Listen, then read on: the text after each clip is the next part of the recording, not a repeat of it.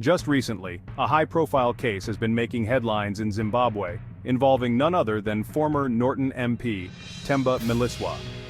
Now a village head, Mliswa found himself entangled in a controversial car deal with Chigutu Rural District Council chairperson, Tatenda Gwinji.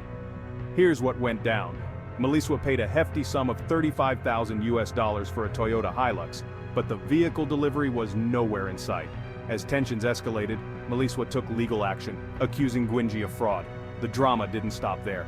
After much back and forth and a public outcry, the vehicle was finally delivered, and Mliswa withdrew the charges. Amid all this turmoil, Mliswa fired accusations of corruption not just at Gwinji, but at the National Prosecuting Authority itself, particularly targeting prosecutor Abigail Fana.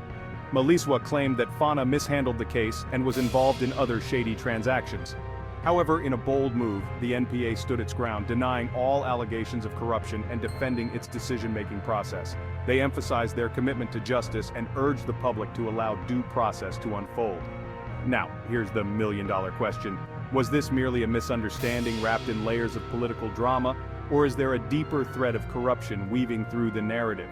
It's a situation that reflects the delicate balance of trust and transparency needed in governance and law enforcement. As we reflect on this story, it's crucial to consider the broader implications. Such incidents can shake public confidence and stir debates on integrity within political frameworks. And for us, as informed citizens and keen observers, it becomes essential to keep asking questions, seek truth, and demand accountability. So, what do you think? Corruption, or a simple case of misunderstanding gone too far? Drop your thoughts and insights in the comments below. Let's keep the conversation going.